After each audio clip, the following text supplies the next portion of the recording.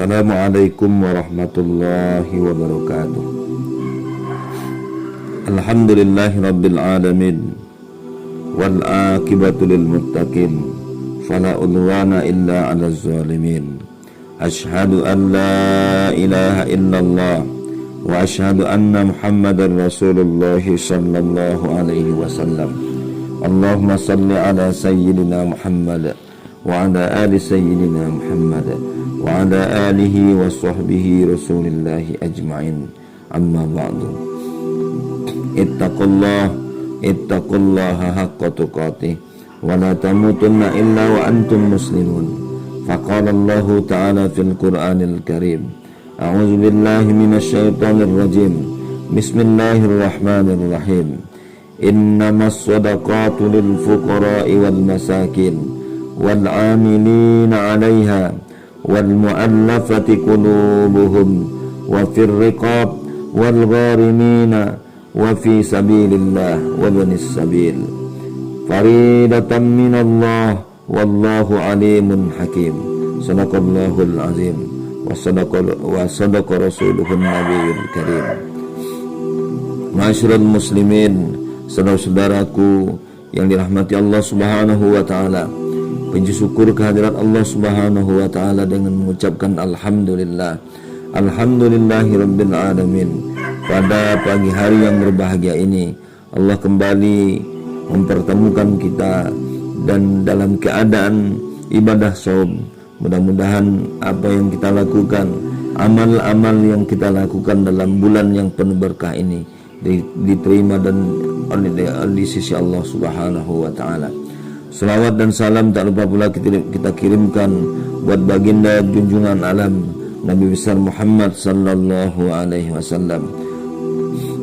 Assalamu alayka ya Rasulullah, assalamu alayka ya Habiballah. Saudaraku yang dimuliakan Allah Subhanahu wa taala, sampailah kita pada pagi hari ini pada pembahasan yang berkaitan dengan ibadah zakat. Maka pada pagi hari ini kita akan berbicara tentang apa sesungguhnya zakat itu sendiri, apa hukumnya dan penyebutan zakat dalam Al-Quran. Saudara-saudara yang dirahmati Allah Subhanahu wa taala, zakat menurut bahasa secara etimologi berarti tumbuh, bisa juga berarti berkembang, bisa juga diartikan kesuburan, atau bahkan bisa diartikan bertambah, atau dapat pula kita maknai dengan makna membersihkan atau mensucikan. Sedangkan menurut syarak secara terminologi, zakat adalah nama bagi suatu pengambilan tertentu dari harta tertentu menurut sifat-sifat tertentu dan untuk diberikan kepada golongan tertentu pula. Selain itu ada istilah sedekah, ada pula yang kita dengar dengan nama infak. Sebagian ulama fikih mengatakan bahwa sedekah wajib dinamakan dengan zakat, sedangkan sedekah sunnah dinamakan dengan infak. Sebagian yang lain mengatakan bahwa infak wajib dinamakan dengan zakat, sedangkan infak sunnah disebut pula dengan nama sedekah. Sedekah memiliki makna yang lebih luas daripada infak ataupun zakat. Dalam Al-Quran, kata sedekah terkadang bermakna zakat, seperti Allah katakan dalam ayat yang kita bacakan di atas tadi. Sesungguhnya sedekah itu yang dimaksud dalam ayat ini adalah zakat, hanyalah untuk orang-orang fakir, orang-orang miskin, amil zakat yang dilunakkan hatinya atau mu'allaf, untuk memerdekakan hamba sahaya, untuk membebaskan orang yang berhutang, dan untuk jalan Allah, dan untuk orang yang sedang dalam perjalanan. Surat At-Taubah, surat ke-9 ayat ke-60. Kemudian dalam ayat berikutnya At-Taubah 103, Allah katakan, ambillah zakat dari harta mereka guna membersihkan dan mensucikan mereka, dan berdoalah untuk mereka. Sesungguhnya doa itu menumbuhkan ketentraman jiwa bagi mereka. Allah Maha mendengar dan Allah Maha mengetahui. Begitu pula dengan infak, terkadang bermakna zakat, seperti yang terdapat dalam Al-Quran surat Al-Baqarah ayat 267. Sebagaimana Allah mengatakan bahwa, wahai orang-orang yang beriman, infakkanlah sebagian dari hasil usahamu yang baik-baik, dan sebahagian dari apa yang kami keluarkan dari bumi untuk kamu. Saudara-saudara yang dimuliakan Allah Subhanahu wa taala, zakat, infak dan sedekah memiliki kemiripan makna. Sedekah adalah sesuatu yang diberikan oleh seseorang, dapat berbentuk materi, misalnya uang atau barang, ataupun non materi, misalnya senyum, menolong orang lain dan lain sebagainya.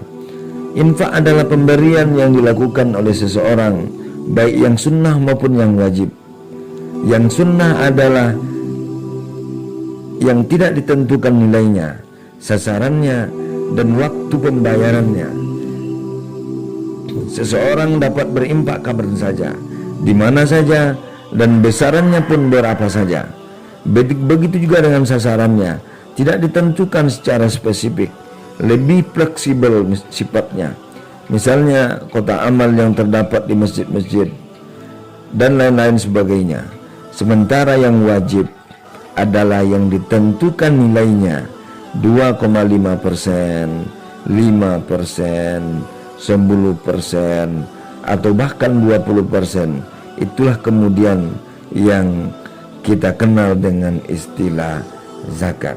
Saudara-saudara yang dimuliakan Allah Subhanahu wa taala, bagaimana pula Allah menyebutkan kata-kata infak, sedekah, dan zakat dalam Al-Quran?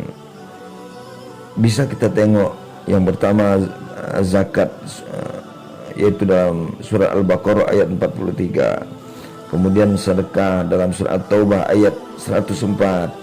Kemudian ada namanya hak, yaitu surat Al-An'am ayat 141.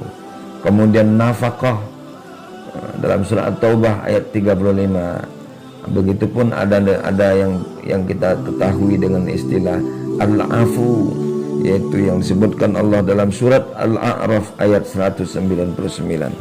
Saudara-saudara yang dimuliakan Allah Subhanahu wa taala, setelah kita memahami apa itu zakat, baik secara etimologi, secara kebahasaan, kemudian secara syaraknya, secara terminologinya, maka sampai pula kita kepada bagaimana hukum zakat itu sendiri. Saudara-saudaraku yang dimuliakan Allah Subhanahu wa taala, zakat merupakan salah satu rukun Islam dan menjadi salah satu unsur pokok bagi tegaknya syariat agama ini. Oleh sebab itu, hukum zakat adalah wajib atau fardu atas setiap muslim yang telah memenuhi syarat-syarat tertentu. Zakat termasuk dalam kategori ibadah seperti ibadah sholat, haji dan puasa, yang telah diatur secara terperinci dan paten berdasarkan Al-Quran dan sunnah-sunnah Rasulullah Sallallahu Alaihi Wasallam, sekaligus merupakan amal sosial kemasyarakatan dan kemanusiaan yang dapat berkembang sesuai dengan perkembangan umat manusia. Saudara-saudara yang dimuliakan Allah Subhanahu wa taala, maka hukum zakat adalah wajib sifatnya, fardu sebagaimana wajibnya sholat, puasa, dan ibadah-ibadah fardu yang lainnya. Wallahul muwafiq ila aqwamit thariq. Mudah-mudahan bermanfaat. Kita lanjutkan lain waktu. Assalamualaikum warahmatullahi wabarakatuh.